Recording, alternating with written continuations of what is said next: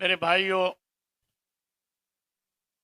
ہمیں آپ صلی اللہ علیہ وسلم سے دلی محبت اور ہمارے دلوں میں آپ کی قدر، آپ کی عظمت، آپ کی فضیلت، آپ کا ہر عمل، آپ کی سنت ہمارے دلوں میں ایسی ہونی چاہیے کہ ہم اپنے آپ کو قربان کرنے والے بن جائیں، آپ کی سنت پر عمل کرنے والے بن جائیں۔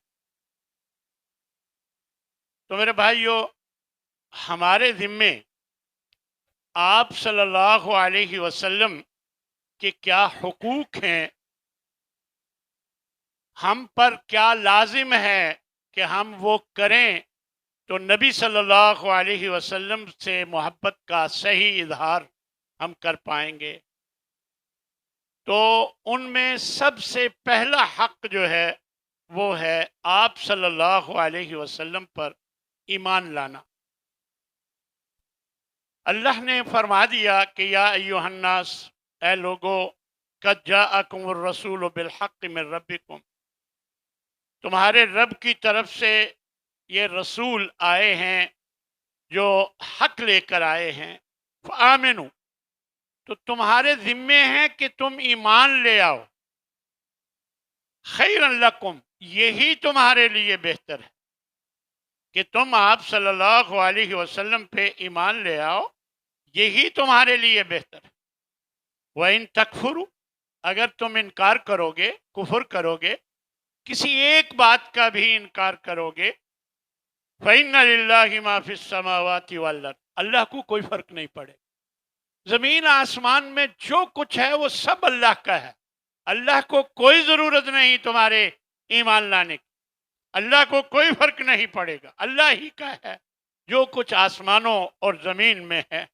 وَكَانَ اللَّهُ عَلِيمًا حَكِيمًا، اللہ یقیناً خوب علم رکھنے والا، بہت حکمت والا ہے۔ دوسری جگہ اللہ تبارک و تعالیٰ ارشاد فرماتے ہیں فآمنوا باللہ ورسولہ والنور الذی انزلنا، ایمان لے آؤ اللہ پر اور اس کے رسول پر اور اس نور پر جو ہم نے نازل کیا، قرآن مجید، نور ہدایت، اس پر ایمان لے آؤ۔ واللہ بما تعملون خبیر، جو تم عمل کرتے ہو اللہ اس سے خوب خبردار۔ آپ صلی اللہ علیہ وسلم کا فرمان ہے کہ حضرت ابو ہریرہ رضی اللہ تعالیٰ عنہ فرماتے ہیں کہ آپ صلی اللہ علیہ وسلم نے فرمایا امرت ان اقاتل الناس حتی یشہدوا ان لا الہ الا اللہ، مجھے حکم دیا گیا کہ میں قتال کروں یہ اب تک کہ لوگ گواہی نہ دے دیں اس بات کی کہ اللہ کے سوا کوئی معبود نہیں، وَيُؤْمِنُوا بِي، اور مجھ پر ایمان نہ لے آئیں، وَبِمَا جِئْتُ بِهِ، اور اس پر جو میں لایا ہوں دین شریعت، اس پر ایمان نہ لے آئیں۔ فَإِذَا فَعَلُوا ذَلِكَ، اگر وہ یہ عمل کر لیں گے، یعنی مجھ پر ایمان لے آئیں گے، جو میں شریعت لایا ہوں اس پر ایمان لے آئیں گے، تو عَصَمُوا مِنِّي دِمَاءَهُمْ وَأَمْوَالَهُمْ، انہوں نے اپنے خون اور اپنے مال مجھ سے محفوظ کر لیے، بچا لیے۔ فرمایا الا بحقها، مگر جو اس شہادت کا، یعنی جو لا الہ الا اللہ محمد الرسول اللہ پڑھا ہے، اس کا جو حق ہے وہ انہیں دینا ہوگا، باقی انہوں نے اپنے مال اور اپنی خون محفوظ کر لیے۔ فرمایا وحسابهم علی اللہ، ان کا معاملہ اللہ پر ہے، اب اللہ ان کے ساتھ جو بھی کرے گا اچھا کرے گا۔ تو یاد رکھیں ایمان لانے کے 3 حصے ہیں۔ سب سے پہلا حصہ یہ ہے کہ آپ کو سچا رسول اور سچا نبی تسلیم کیا جائے۔ دوسرے نمبر پر آپ کے لائے ہوئے دین پر جو ہے اس کو برحق سمجھا جائے کہ آپ جو دین لائے ہیں یہ برحق دین ہے، سچا دین ہے۔ اور تیسرے نمبر پر ایمان لانے میں یہ بھی شامل ہے کہ آپ کو آخری نبی سمجھا جائے کہ آپ آخری نبی ہیں، آپ کے بعد کوئی نبی نہیں آئے۔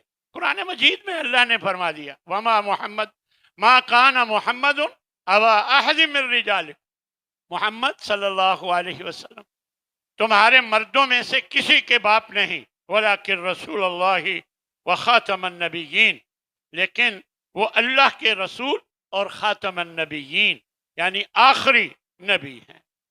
تو پھر خود نبی صلی اللہ علیہ وسلم نے بھی فرما دیا کہ والذی نفس محمد بیدہ، اس ذات کی قسم جس کے قبضہ قدرت میں محمد کی جان ہے صلی اللہ علیہ وسلم، لا یسمع بی احد من هذه الامہ، کوئی بھی اس امت کا فرد نہیں سنتا میری بات میرے بارے میں، چاہے وہ یہودی ہو اور ولا نصرانی یا عیسائی ہو، کوئی بھی ہو، ثم یموت، پھر وہ اس حالت میں مر جاتا ہے کہ وَلَمْ يُؤْمِنْ بِالَّذِي أُرْسِلْتُ بِهِ، جو کچھ میں لایا ہوں اس پر ایمان نہیں لاتا، إِلَّا كَانَ مِنْ أَصْحَابِ النَّارِ، یہ جہنمیوں میں سے ہوگا۔ یعنی اپنے وقت میں موسیٰ علیہ السلام کی اتباع کرنے والا تھا، اپنے دور میں حضرت عیسیٰ کی اتباع کرنے والا تھا، لیکن جب میں آ گیا تو اب مجھ پر ایمان لانا ضروری ہے، میں جو کچھ لایا ہوں اس پر ایمان لانا ضروری ہے، اگر نہیں لائے گا تو گویا اس کا وہ اس وقت کا ایمان لانا اپنے نبی پر، موسیٰ پر، حضرت عیسیٰ علیہ السلام پر، وہ کام نہیں دے گا۔ کیوں؟ یہاں سے یہ بات معلوم ہوئی کہ سابقہ ادیان منسوخ ہو گئے، پچھلے جتنے دین تھے آپ صلی اللہ علیہ وسلم کے بعد سب منسوخ ہو گئے۔ اور دوسری بات یہ بھی معلوم ہوئی کہ اخروی نجات آپ پر ایمان لانے کے نتیجے میں ہے۔ اگر آپ نجات چاہتے ہیں تو آپ صلی اللہ علیہ وسلم پر ایمان لانا ضروری ہے۔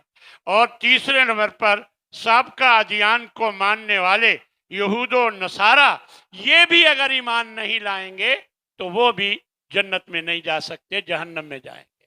یہ بات اس حدیث سے واضح معلوم ہوتی ہے۔ تو میرے بھائیوں، یہ پہلا حق تھا آپ صلی اللہ علیہ وسلم پر ایمان لانا۔ دوسرا حق جو ہے آپ کی پیروی کرنا۔ وما ارسلنا من رسول الا لیطاع باذن اللہ، ہم نے کوئی بھی نبی نہیں بھیجا مگر اس لیے بھیجا ہے لیطاع، تاکہ اس کی بات مانی جائے، اس کی اطاعت کی جائے، باذن اللہ، اللہ کے حکم سے اس کا فرمان مانا جائے، اس کے مطابق عمل کیا جائے۔ اے ایمان والو، اطیعوا اللہ و اطیعوا الرسول و اولی الامر منکم، اللہ کی، اس کے رسول کی، اور جو صاحب امر امیر بنائے گئے ہیں ان کی، ان سب کی پیروی کرو، اتباع کرو۔ اور فرمایا رسول جو تمہیں دیتا ہے اسے لے لو، اور جس سے وہ منع کرتا ہے اس سے باز آ جاؤ۔ واتقوا اللہ، اللہ سے ڈر جاؤ۔ ان اللہ شدید العقاب، بے شک اللہ سخت عذاب والا ہے۔ اور ایک جگہ بڑی زبردست بات بیان فرمائی اللہ تبارک و تعالی نے، فرمایا یا ایھا الذین آمنوا، اے ایمان والو، اطیعوا اللہ و اطیعوا الرسول ولا تبطلوا اعمالکم، اللہ کی اور اس کے رسول کی اطاعت کرو اور اپنے اعمال کو برباد مت کرو۔ اس کا مطلب کہ اللہ اور اس کے رسول کو چھوڑ کر اگر کسی اور کے پیچھے لگو گے تو تمہارے عمل برباد ہو جائیں گے۔ ولا تبطلوا اعمالکم، اور اپنے اعمال کو ضائع مت کرو۔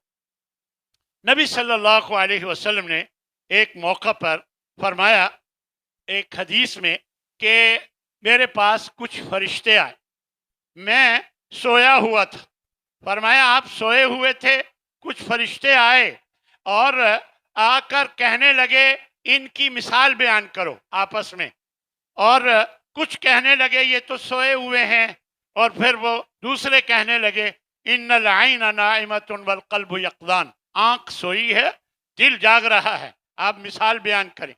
پھر ایک مثال بیان کرتا ہے کہ ان کی مثال ایسے ہے جیسے ایک شخص گھر بناتا ہے اور اس گھر میں ایک دسترخوان لگاتا ہے اور پھر ایک پکارنے والے کو بھیجتا ہے کہ جو کھانا کھانا چاہے اس دسترخوان سے اس گھر میں آ جائے، اور فمن اجاب الداعی دخل الدار، جو بھی اس داعی کی بات کو مانے گا، یعنی پکارنے والے کی بات کو مانے گا، وہ آ جائے گا اور وہ اکل من المأدبہ، اس دسترخوان سے کچھ کھا لے گا۔ ومن لم یجب الداعی، اور جو اس داعی کی بات کو نہیں مانے گا، گھر میں داخل نہیں ہوگا، اور لم یاکل من المأدبہ، پھر اس دسترخوان سے وہ نہیں کھا پائے گا۔ فقالوا اولوہا لہو یفقہوہا، پھر وہ کہنے لگے ذرا اس کی وضاحت بھی کر دیجئے تاکہ انہیں سمجھ آ جائے۔ تو پھر دوسرے کہنے لگے وہ تو سوئے ہوئے ہیں، پھر وہی بات کہ آنکھ سوئی ہوئی ہے، دل جاگ رہا ہے۔ تو پھر انہوں نے بتایا کہ اس کی وضاحت کیا ہے۔ الدار الجنہ، گھر سے مراد جنت ہے، والداعی، اور جو داعی ہے وہ محمد صلی اللہ علیہ وسلم، جو محمد صلی اللہ علیہ وسلم ہیں پکارنے والے۔ من اطاع محمدن فقد اطاع اللہ، جو محمد صلی اللہ علیہ وسلم کی مانے گا تو وہ اللہ کی مانے گا۔ ومن عصا محمدن، جو محمد صلی اللہ علیہ وسلم کی نافرمانی کرے گا، فقد عصا اللہ، وہ اللہ کی نافرمانی کرے گا۔ اور آخر میں فرمایا محمد فرق بین الناس، یہ بخاری کی روایت ہے کہ محمد معیار ہیں حق اور باطل کے درمیان، جو ان کی مانے گا وہ حق پر ہے، جو نہیں مانے گا وہ باطل پر ہے۔ یعنی محمد صلی اللہ علیہ وسلم معیار ہیں، یعنی حق اور باطل کے درمیان۔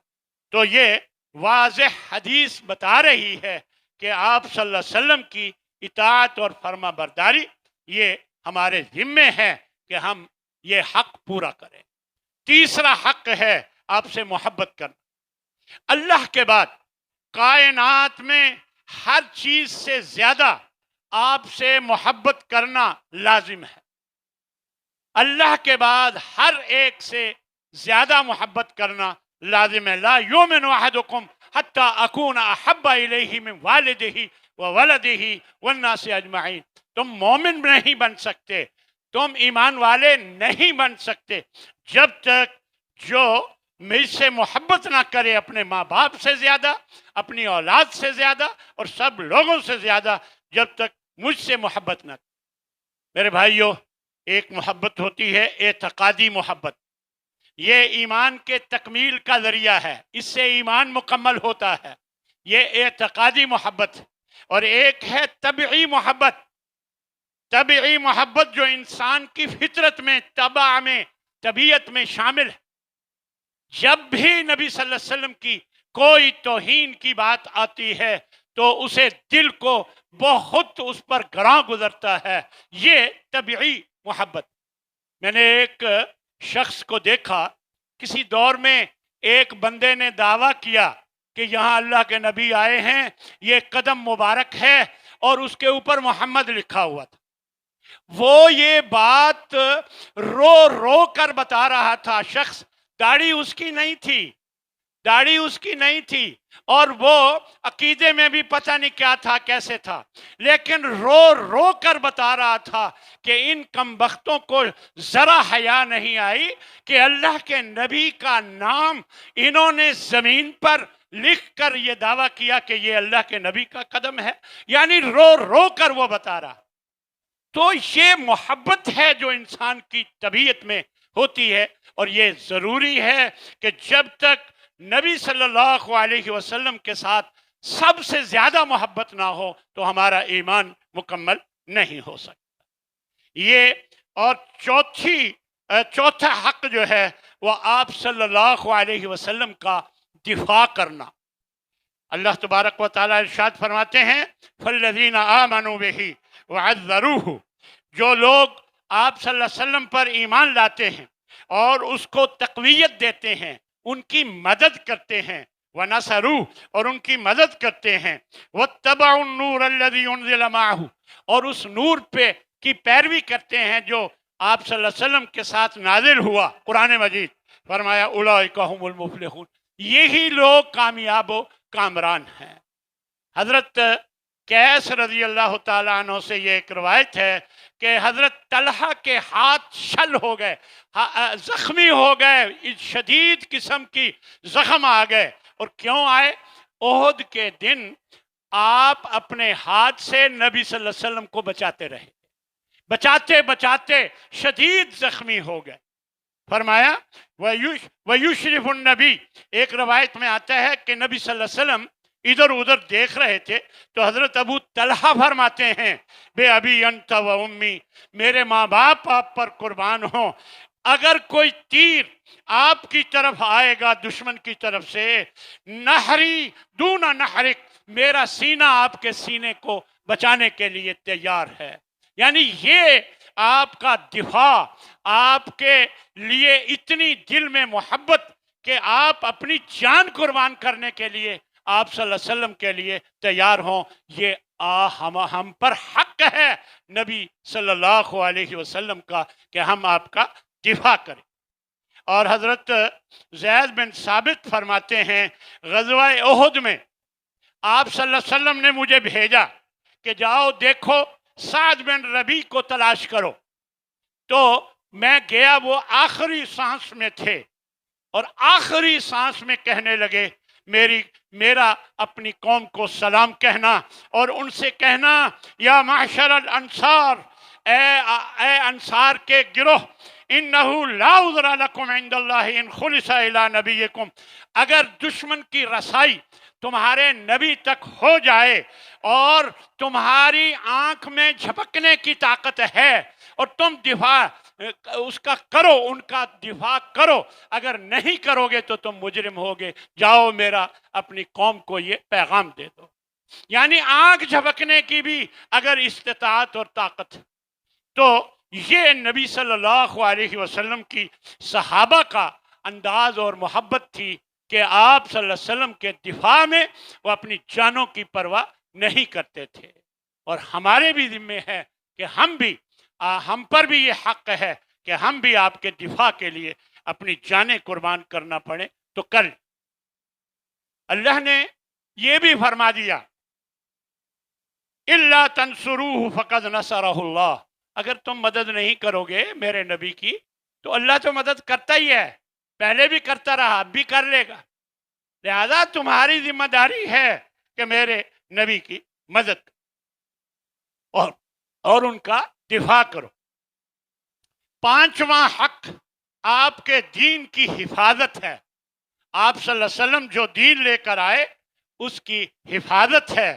فرمایا یا ایھا الذین آمنوا ان تنصروا اللہ ینصرکم، اگر تم اللہ کے دین کی مدد کرو گے، اللہ کی مدد، اللہ کے دین کی مدد، اللہ کے دین کی تم مدد کرو گے، ینصرکم ویثبت اقدامکم، وہ تمہاری مدد کرے گا اور تمہارے قدموں کو جما دے گا دشمن کے مقابلے میں۔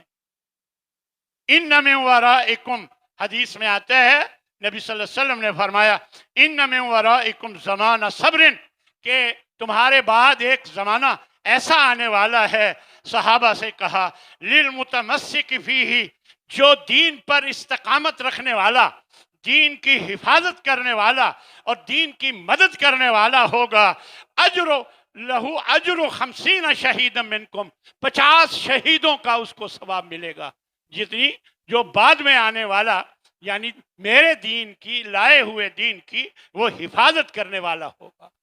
یعنی اس قدر اجر اس میں اللہ تبارک و تعالی نے رکھا ہے۔ اور حضرت صدیق اکبر فرماتے ہیں رضی اللہ تعالیٰ عنہ لست تارکا شیئا کان رسول اللہ یعمل بہ، جو عمل نبی صلی اللہ علیہ وسلم کرتے رہے میں کبھی اسے چھوڑنے والا نہیں۔ فرمایا یعمل بہ الا عملت بہ، میں وہ عمل ضرور کروں گا۔ فانی اخشی ان ترکت شیئا من امرہ ان اذیغا، میں آپ کے حکم کو میں سے کسی ایک حکم کو بھی چھوڑ دوں، مجھے ڈر ہے کہ کہیں میں گمراہ نہ ہو جاؤں۔ یہ حضرت ابوبکر صدیق جیسی ہستی وہ فرما رہے جن کو جنت کی خوشخبری دنیا ہی میں مل چکی، اور وہ یہ فرما رہے ہیں کہ میں نبی کی ہر بات کو ماننے کے لیے تیار ہوں، کوشش کرتا ہوں کہ عمل کروں کہ کہیں میں گمراہی میں نہ چلا۔ تو یہ پانچواں حق ہے کہ نبی صلی اللہ علیہ وسلم جو دین لائے ہیں اس دین کی حفاظت کی جائے۔ چھٹا حق ہے کہ آپ کی عزت اور توقیر کی جائے۔ للہ العزت ولرسولہ، اللہ کے لیے عزت ہے اور اس کے رسول کے لیے، وللمؤمنین، اور ایمان والوں کے لیے عزت ہے، ولکن المنافقین لا یعلمون، اس بات کو منافق نہیں جانتے۔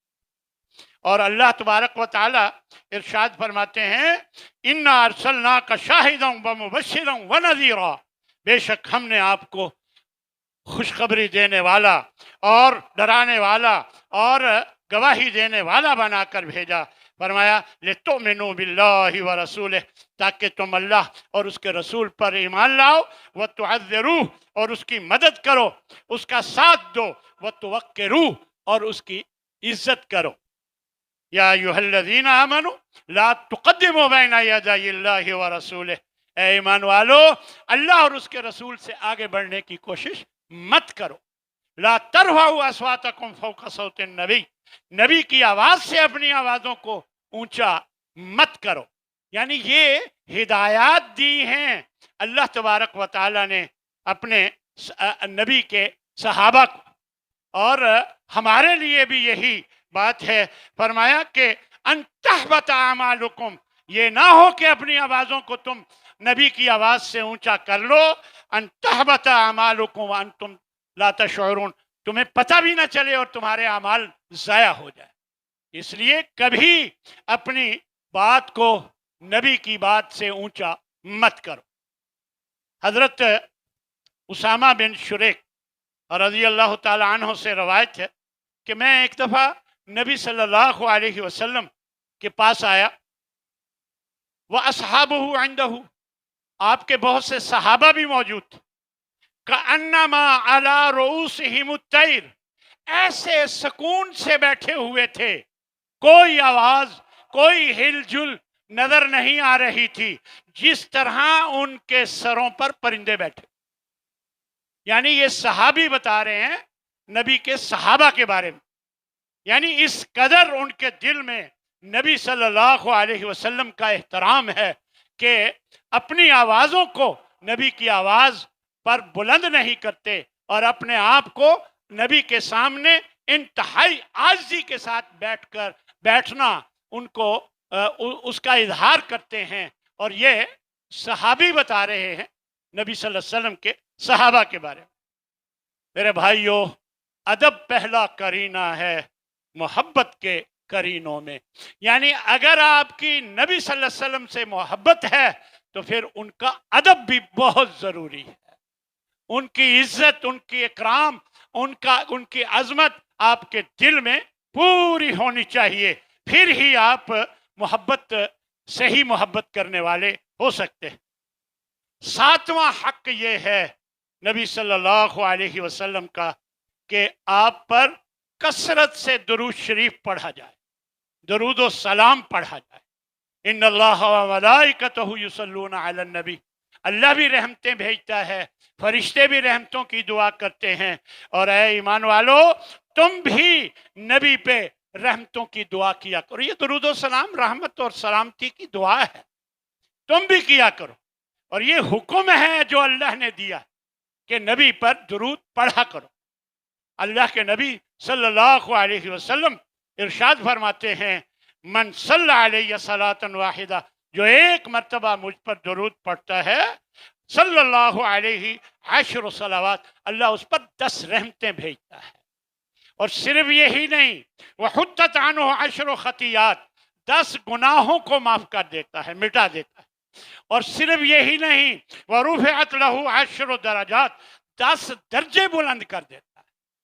یعنی کتنا، یہ نسائی، احمد اور مستدرک للحاکم میں یہ روایت موجود، یعنی کتنی بڑی بات ہے کہ ایک دفعہ آپ صلی اللہ علی النبی، اللہم صلی وسلم علی النبی، یہ مختصر درود آپ ایک دفعہ پڑھ لیں، 10 رحمتیں ہو گئیں، 10 नेकियां लिखी गई, 10 गुनाह मिट गए, 10 दर्जे बुलंद हो गए। कितना बड़ा मकाम। अल्लाह अकबर। फरमाया अल बखीलुल्लज़ी, वो शख्स बखील है, मन ज़ुकिरतु इंदहु, जिसके सामने मेरा नाम लिया जाए, फलम युसल्ली अलैया, और वो मुझ पर दुरूद ना पढ़े। वो बखील है, कंजूस है, जो मेरा नाम आए और मेरा नाम सुनकर भी वो दुआ ना पढ़े। और एक जगह रग़िम अन्हु रजुलन, उस शख्स की उस शख्स की नाक खाक आलूद हो, इसका मफ़हूम है उसका सत्यानाश हो, यानी उस शख्स की नाक खाक आलूद हो कि ज़ुकिरतु इंदहु फलम युसल्ली अलैया, जिसके सामने मेरा नाम लिया जाए और फिर मुझ पर वो दुआ ना करे रहमत की, यानी मुझ पर दुरूद ना पढ़े। तो जब भी आप सल्लल्लाहु अलैहि वसल्लम का नाम आए, हमारे ज़िम्मे हक है कि हम आप पर दुरूद पढ़े। ये हक है नबी सल्लल्लाहु अलैहि वसल्लम का हमारे ज़िम्मे। 8वां हक ये है कि आपके दोस्तों से मोहब्बत और आपके दुश्मनों से नफरत की जाए। ये भी हमारे ज़िम्मे है। आपके दोस्तों से मोहब्बत और आपके दुश्मनों से नफरत की जाए। अल्लाह का कुरान बताता है, ला तजिदु कौमन युमिनून बिल्लाह वल यौमिल आखिर, आपको कभी कोई ऐसी कौम नजर नहीं आएगी कि जो अल्लाह पर और आखिरत के दिन पर ईमान भी रखते हों, और फिर युवादून मन हादल्लाह व रसूला, फिर मोहब्बत करते हों उससे जो अल्लाह का दुश्मन है और रसूल का दुश्मन है। वलौ कानू आबाअहुम, अगरचे वो उनके माँ बाप ही क्यों ना हो, औ अबनाअहुम, या उनकी औलाद ही क्यों ना हो, औ इख्वानहुम, उनके भाई क्यों ना हो, औ अशीरतहुम, उनके कबीले वाले रिश्तेदार ही क्यों ना हो, वो इसकी परवाह नहीं करते कि माँ बाप हैं, बहन भाई हैं, रिश्तेदार हैं। अगर वो अल्लाह और उसके रसूल के दुश्मन हैं तो ये ईमान वाले कभी उनके दोस्त नहीं हो सकते, कभी उनसे मोहब्बत करने वाले नहीं हो सकते। अब्दुल्ला बिन उबई का बेटा, अल्लाह अकबर, जब अब्दुल्ला बिन उबई ने नबी सल्लल्लाहु अलैहि वसल्लम के साथ गुस्ताखी की तो वो क्या कहते हैं, क्या फरमाते हैं नबी सल्लल्लाहु अलैहि वसल्लम से? फरमाते हैं कि या रसूल अल्लाह, मुझे अगर आप इजाज़त दें तो मैं अपने बाप की गर्दन काट के ले आऊं। यानी नबी के खिलाफ इतना बर्दाश्त नहीं है, बाप की बात भी बर्दाश्त नहीं। ये है असल मोहब्बत, ये है नबी सल्लल्लाहु अलैहि वसल्लम के साथ मोहब्बत का इजहार, कि आपका जो दुश्मन है उसके साथ नफरत का इजहार। इसी तरह 9वां हक जो है वो आप सल्लल्लाहु अलैहि वसल्लम के जो अहले बैत हैं, आपके सहाबा हैं, उनसे मोहब्बत की जाए। अन्नबिय्यु औला बिल मोमिनीन मिन अनफुसिहिम, नबी का ज्यादा हक है मोमिनों पर उनके जानों से भी ज्यादा। व अज़वाजुहु उम्महातुहुम, उनकी बीवियां, नबी की बीवियां, वो आपकी बीवियां उम्महातुहुम, उनकी माएँ। ये बात बता रही है अल्लाह की कि अल्लाह तबारक व तआला मोमिनों को कह रहा है नबी का ज्यादा हक है, और उनकी जो बीवियां हैं वो मोमिनों की माएँ हैं। लिहाजा आपकी आल, आपके सहाबा, इन सब से मोहब्बत करना और इन सब से अच्छा रवैया रखना, कोई फर्क ना करना, ये बहुत ज़रूरी है। आल, आपकी आल में हज़रत अली की आल, आले अली, आले अकील, आले जाफ़र, आले अब्बास, और आपके चचा, आपकी औलादें, उन सब की औलादें, और बनु हाशिम और बनु अब्दुल मुत्तलिब और आपकी अज़वाज मुतहरात, ये सब आल में शामिल है। इन सब का एहतराम, इन सब के लिए नरम गोशा, इन सब के लिए इज्जत और इकराम, हमारे दिल में मोहब्बत होनी चाहिए। ये नबी सल्लल्लाहु अलैहि वसल्लम का हम पर हक है। तो ये 9 हुकूक हैं जिन्हें ہم نے پورا کرنا ہے، پھر ہی ہم صحیح مسلمان بن سکتے ہیں۔ اللہ سے دعا ہے کہ اللہ ہمیں ان حقوق پر پورا اترنے کی توفیق عطا فرمائے۔ وآخر دعوانا ان الحمد للہ رب العالمین۔